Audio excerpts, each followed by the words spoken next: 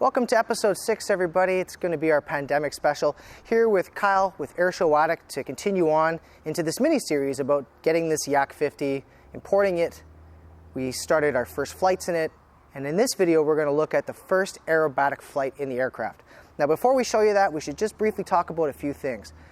It's really important to know that this was not the first time that we explored the envelope of the aircraft. Prior to the first aerobatic flight, we flew dozens and dozens of test flights in the aircraft.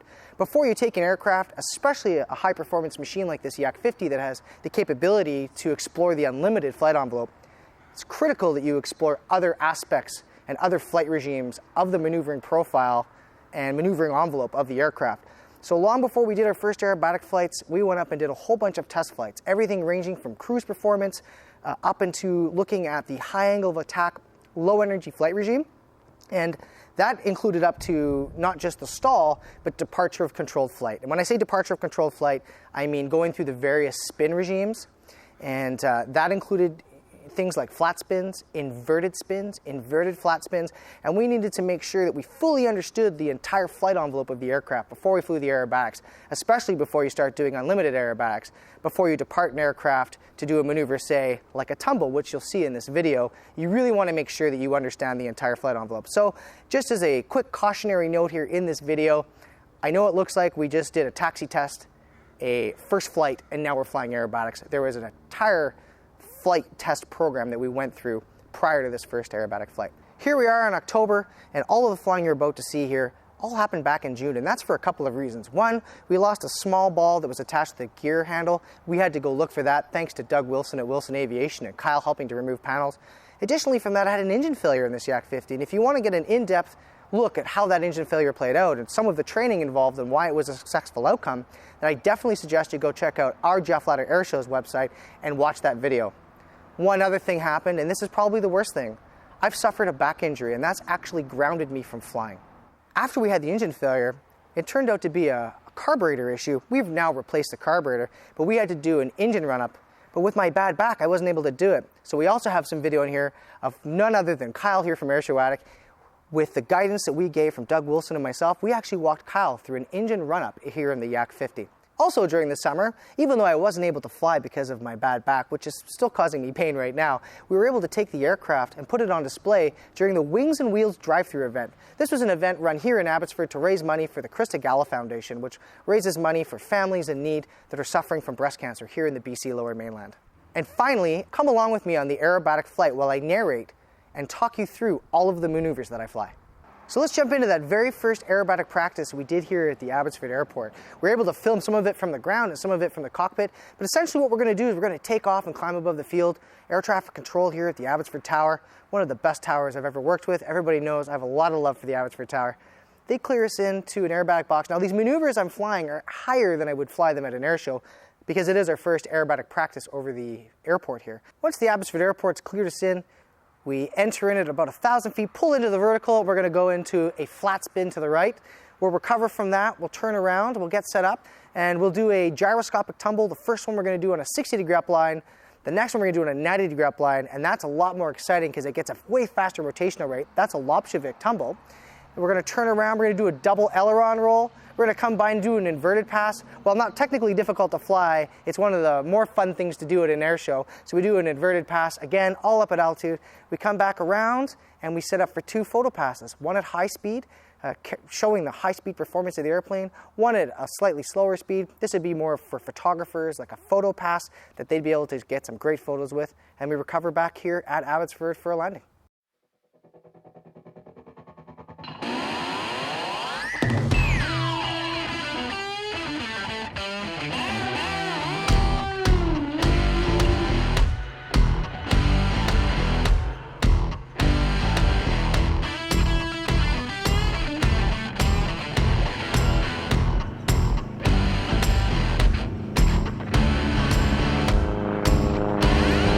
She ain't mine, but she looks fine.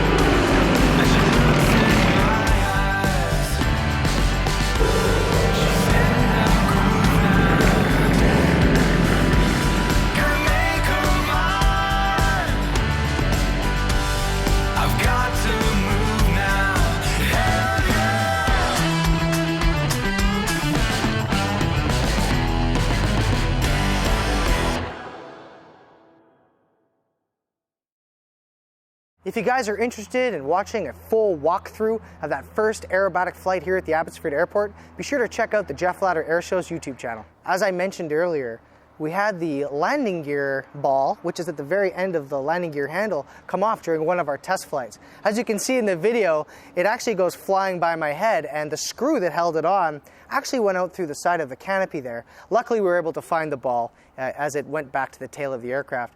Very important that we find that ball because we don't want to have foreign objects in the back of the aircraft where they could jam the controls. So on that flight, we immediately landed, came back here to the Abbotsford Airport, where Doug Wilson from Wilson Aviation and Kyle helped find this elusive ball. So now that we found the ball, why don't you join me and we'll go for a flight in Katya, where I'll walk you through one of our aerobatic practices. All right, we've been cleared for takeoff.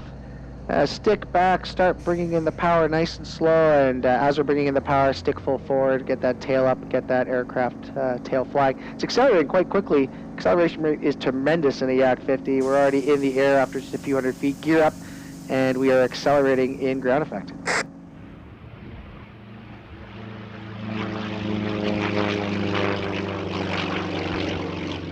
We're accelerating here in ground effect. Getting towards the end of the runway, we'll be doing 400 kilometers an hour, or 250 miles per hour into the pull-up. We're accelerating and climbing away from the airport. 35 degrees nose up, and we're still accelerating. Lots of power in the YAK-50. We're just getting into the edge of the practice area, which is just to the east of the Abbotsford Airport, and I'm going to quickly roll the aircraft upside down. The reason for this is we want to check the belts, and also we want to check the engine parameters and make sure that there's no issues with the aircraft at all. And so we do this before we start any aerobatics.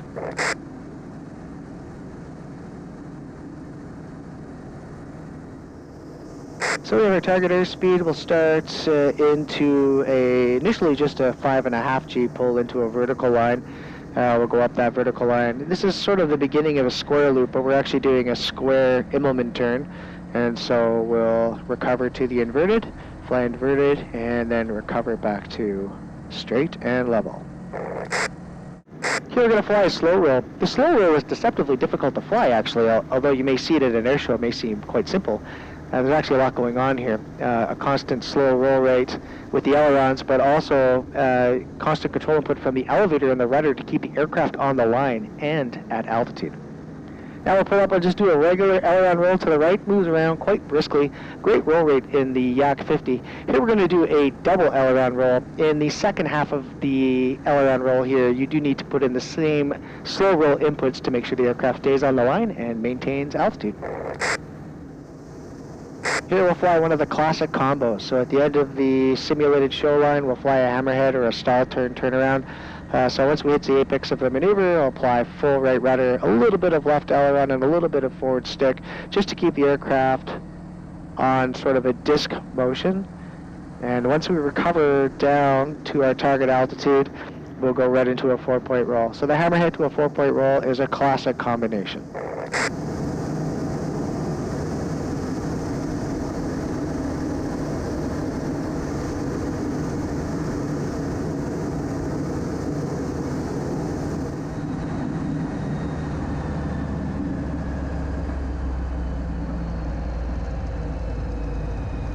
We've got the power coming off here. We're going to just practice a regular spin. Before we do any of the other maneuvers where the aircraft has a potential to depart control flight, we just always want to make sure we do a spin warm-up. So it's just a traditional spin, 2 rotations around, we'll recover back, and now we'll start flying some of the more exciting maneuvers. Pulling into a vertical upline, very similar to the hammerhead. That's going to be full right rudder, but this time we're going to full aft elevator, full aft stick, and full left aileron. And it will enter into a flat spin. We'll go around a few rotations. This is good for training, of course, but we are also developing the gates for this maneuver, as it will be one of the maneuvers we fly in the 2021 package. On the recovery on the line, recovering back to our starting altitude.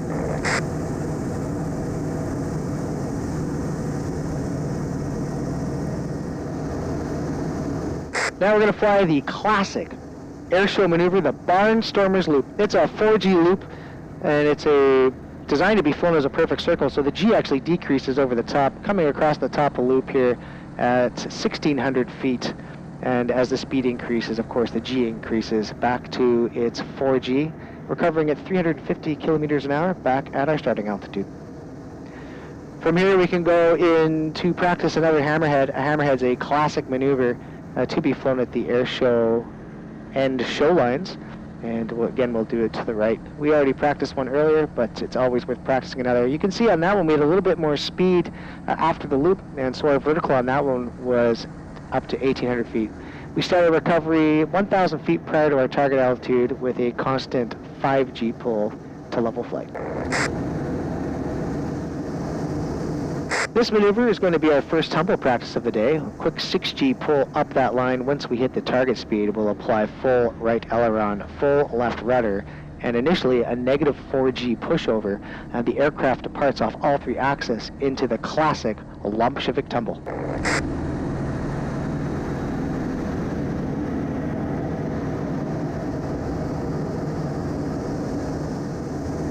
Here we're going to fly another gyroscopic maneuver, pulling up this time. We're actually going to use a slight different control input, and it's going to cause it to momentarily shoulder roll. You can see there as it goes around perpendicular negative G to a vertical line. And we will recover back to our start altitude at 350K. And now we're going to fly a half Cuban 8. This is a fairly common maneuver that we fly at air shows for turnarounds to get the aircraft pointed back towards show center.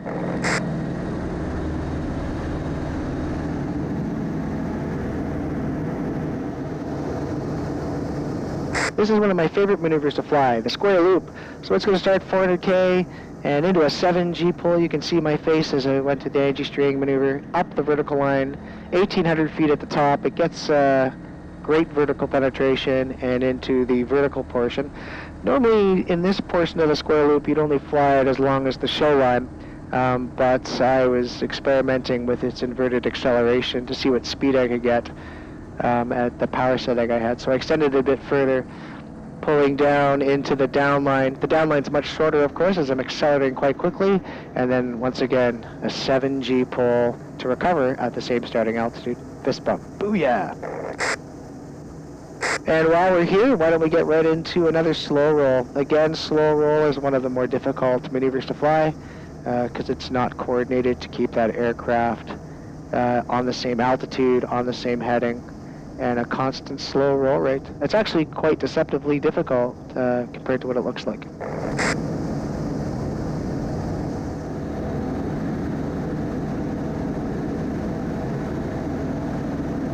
You can see I was just looking at my watch here with a bit more time. Let's practice another 4-point. This one's a little shaky. I guess I'll have to go out and practice more. You know, that's part of the reason we're out here practicing all the time. You see me shaking my head there, not happy with it. We'll try another one here.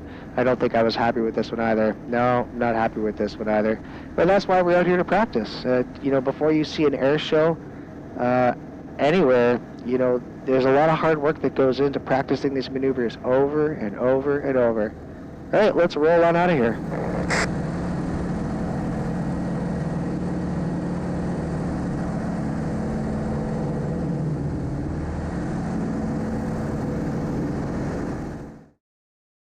I hope you enjoyed coming along with me with Katya while I showed you some of the aerobatic maneuvers that the aircraft capable of, and I hope that you also enjoyed seeing a little bit of what I'm looking for and how we fly this airplane with some of the details I was able to give. On a subsequent aerobatic flight, we returned back here to the Abbotsford Airport to continue our training by flying circuits, or touch and goes. During the second touch and go, we had a power loss and engine failure on this YAK-50. Why don't we take a look at that engine failure? On June 16th of 2020, we were out finishing an aerobatic practice. Returned back to the Abbotsford Airport, where I flew a couple of circuits to continue our training. And it was during the second go-around that we suffered an engine failure close to the ground. In the video, you'll be able to see that we get the aircraft airborne, and that is when the engine failure occurs. We're approximately 80 feet off the ground, and I just selected the gear up. Because the aircraft is accelerating so quickly, we need to raise the gear so we do not exceed the gear speed on the aircraft. The first thing that I did was monitor the airspeed and saw that I had extra energy. And I also knew that I was halfway down the runway in Abbotsford, so that meant I had roughly 2,500 feet more runway to use. And so I elected to use that extra energy to slow the aircraft, lower the landing gear right away, and then slow to a landing. Once we were on the ground, we assessed that there wasn't a need to evacuate the aircraft, and we exited the aircraft, where we were met by emergency service personnel and airport operations at Abbotsford.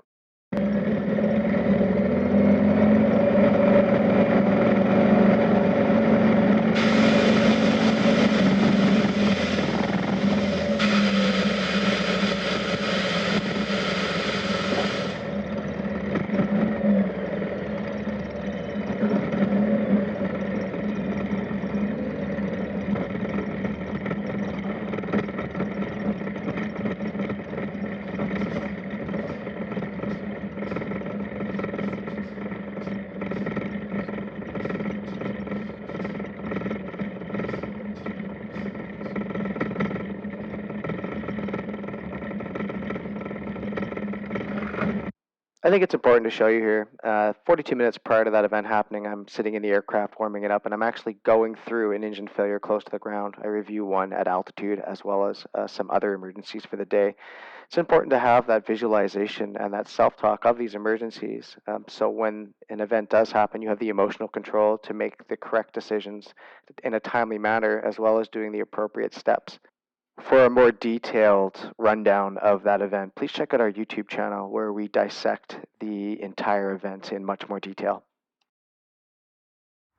As you saw in that video, the cause of the power loss was due to a failure of the carburetor.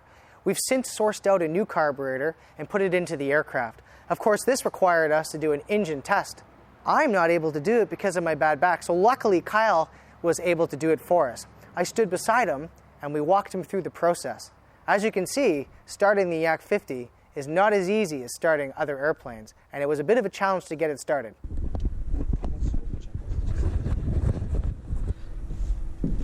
want to move the belts? You want to stick the belts? Up to you. I'd rather not sit on the belts.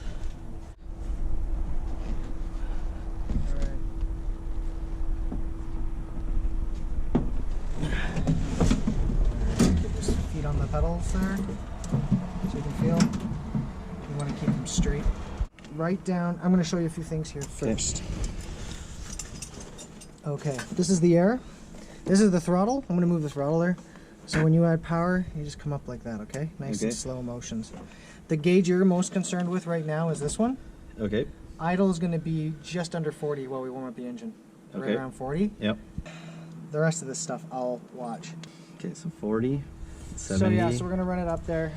This is the fuel if you had to shut it off for a fire. Okay. If I told you to shut off the fuel valve, we can do that. But I'll be right here so I can. Okay. Goes. This starts a. So the way you're going to start it is once we've got the system done, you're going to push down on this. Don't do it now. You're going to push down on the starter, and you got to hold it down. Okay. And once it starts catching over, with the other hand, you got to flick this to 1+2 to catch it. So I'm holding and flipping? Yeah, but you have to do it all with one hand because the other hand's holding the brakes. Oh, okay. Right? Like that. So you flip it over. Flip it, and then... Yeah, once it's catching, flick it over, and then you'll have to run the throttle a little bit to do it. This is the primer on this side. You may have to prime a little bit. We're going to do that now. Okay. All the way left rudder and right rudder, and go back and forth, squishing it while you're doing it, like this. Keep doing it. Okay. Now go straight. Totally level. All right. Don't worry about the brakes yet. Okay. Loose items, you got everything put away. You don't have a phone or anything that's going to get jammed or anything? Just, nope. All right. So I'm going to throw the battery switch on, generator switch on, ignition switch on, gear switch on, instrument switch on. Check the chip detector, that's good. Non-zero lights are checked. Fuel quantity is good for this run. Magneto switch is 0. All right, you want to do the fuel now? Yeah. Okay, so he's going to prime it and then put system in. So move that to the right. So it says cylinder. Okay, and I want you to pump in 6 shots. Prime. Yep. Okay. 5, 6. Okay, now move it to system. System. And then start pumping it in and out, and then we're going to watch this fuel pressure here. So start moving it in and out. You get anything like that?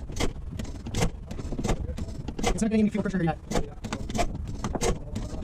Is that right? We might have to fill the whole car. It might take a bit. Okay. Do you want me to prime that? Pull the brake in tight. There's a little lever here. I can do it. Pull it a little tighter. And you'll have to flip that thing underneath. There you go. Okay, the brakes are permanently on. Okay.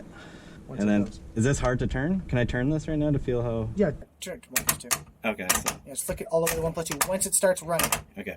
So. you'll know when it this. starts running. Yeah, Okay. exactly. But I have to keep holding that. Well, you can momentarily. Okay. It'll keep the thumb on the starter. Yeah. Okay. You're up. Okay. All right. He's gonna start. Hold it. Hold it. Hold it. Let go. How much air pressure? Yeah, it's over 20. It's enough. It's almost at 30. Okay, take the mags. Take your hand off the mags. Get your hand away from that. He's gonna move the blades a little bit. Okay. That happens sometimes. All right, here we go. Okay. You Ready? Yeah, ready. That's weird. Because there's air in here. Yeah, it might be the solenoid. Okay, I'm gonna try a little trick here that I do all the time when it does this to me. Oh, this has happened before? Oh yeah. Okay. Okay. I swear to God, if you shake back and forth while you're doing it, sometimes it works. Like that. Okay? You ready, Doug? Try it. Okay, hold it down, hold it down. Okay, flick it, Max. Oh. Ah, Okay, back there. it's all right. Try it again.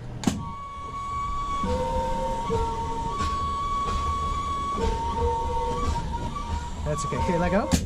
Sorry, dude. Give it 4 shots of prime. 4 shots. You okay if he starts? Yep. Okay, you won't even need to shake it this time. It'll go. Okay. Okay, go.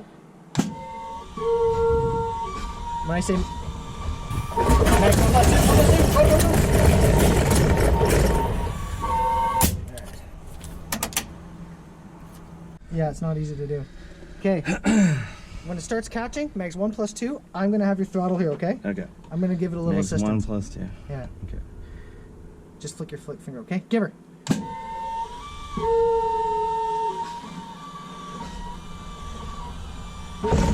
Over. Do it, do it, do it. Yeah. Let go? Yeah. Yeah, you gotta let go of the starter air when you do it. As soon as I flick it, let go? Yeah. As soon as you hear it starting. Come on. No, it's okay, let go. Out of air. Out of air? You need about 3 hands to start running. No, so as soon as I'm flicking this over, As soon as it starts running, then you flick it over. Yeah, but you don't But let let go go of of the- the switch. do not let go of the button. Keep your thumb on there. Yeah, not until it starts. Yeah. It's kind of a... Cause, So I did that last time, but it died. yeah, so you want to get it running on the starter with your thumb pressed in, and then flick it over, Okay. and then you can release your thumb. Okay. She's gonna catch now.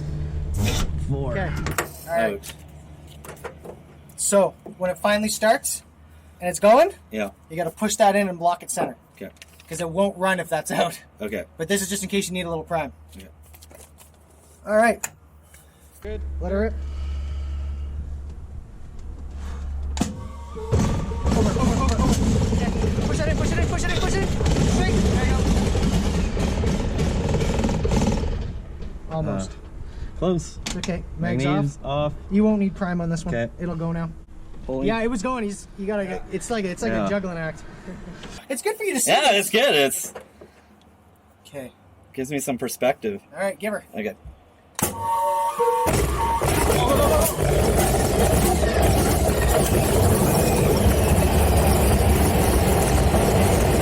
That's it. That's it. Let just gotta get its own way here. Okay. So check. Fuel pressure and oil pressure. Okay, keep your hand on the throttle. Okay? And just let it sit there. Just let it sit here, okay? Okay. Alright, reach over and make sure that it's centered and locked. Hold back to 64%. So you're just gonna move this back until it goes to 64 as best you can. It doesn't move and then it drops. So nice and slow. So up to 70 with the gas, back with this to 60. Okay. So, stick back, brakes on, Kick back, brake pumps on on. RPM, nice and slow to 70, okay? Nice and slow.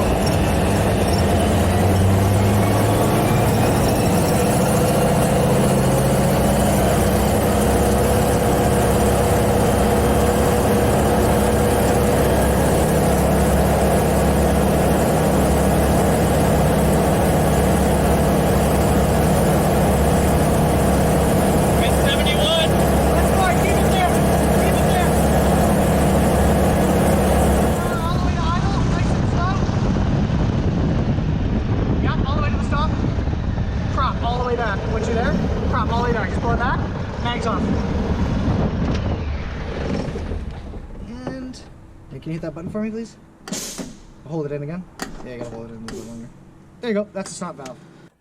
Thanks, man. Perfect. That was awesome. I don't know if you're going to see it in the video. When I walked up here at 71% behind, I had to lean into that wind. Really? And I'm so glad you did this because there is no way I could have done this with my back. No, your back. Like, I couldn't sit in there. I can't even get into this thing. I'm just glad to help, man. No, man, I appreciate it. My back hurts just standing here. I know. So, yeah, like a takeaway from that is that these things are not easy to start. No, it's challenging. Round engines are not like flat engines. Yeah. They require a little bit more attention to like how you run them. Yeah. They're super finicky. Any mistakes made in a round engine could blow it to pieces because all of the parts of that engine are trying to get away from each other. So that's why, and if you notice the throttle tension, it actually got some to it, right? Yeah, it does, because the acceleration rate is so fast on this, and the vibration is so great that if you don't, it'll walk itself backwards. Once we were able to get that engine started, we were able to run it up. With the hard work that Doug Wilson and Mike E. put in from Wilson Aviation, and at the hands of Kyle in the airplane, we were able to do a successful test run of the engine, and it's actually running better than it was before. One of the events we were able to participate in this year was a Wings and Wheel drive-through event, which was a charity for the Krista Gala Foundation, which raises money for not just the people directly involved, but also for the families of people that are affected by breast cancer. This event was put on by Fabrication 360 here in Abbotsford. The Wings and Wheel drive-through event was fantastic. They had lots of old, neat muscle cars. They even had some vintage buses, police cars, and even some old military vehicles. They asked us if we'd be willing to put the aircraft on display, and of course, anything we can do to raise money for a charity, we're happy to do, and because we're not flying, we had lots of time to do it. With the help of Kyle, once again, we were able to tow the aircraft over to the TradeX Center here in Abbotsford so that people could see the aircraft on display.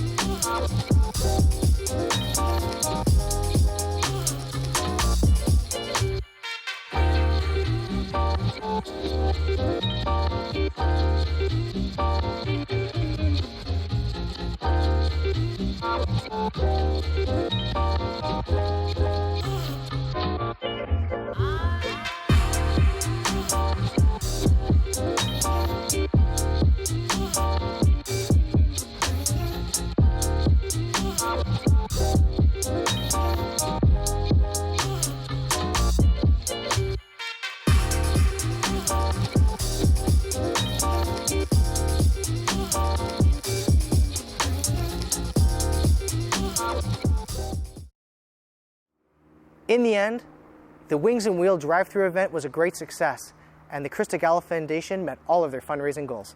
We hope you guys enjoyed watching this episode. The big question is, where do we go from here in the future? Currently, I'm still waiting to get a surgery date where they're going to do reconstructive surgery to rebuild my back. That's going to take about 12 weeks of recovery after that, and then another 12 weeks of physio to get me back into the aerobatics. But once we're back into flying this aircraft, we have a lot of exciting things that we're going to be doing in the future. One of the exciting things we're going to be doing is a virtual reality 360 video of flying the YAK-50. So for those of you with a VR headset, you'll be able to follow along just like you're riding with us in the Yak.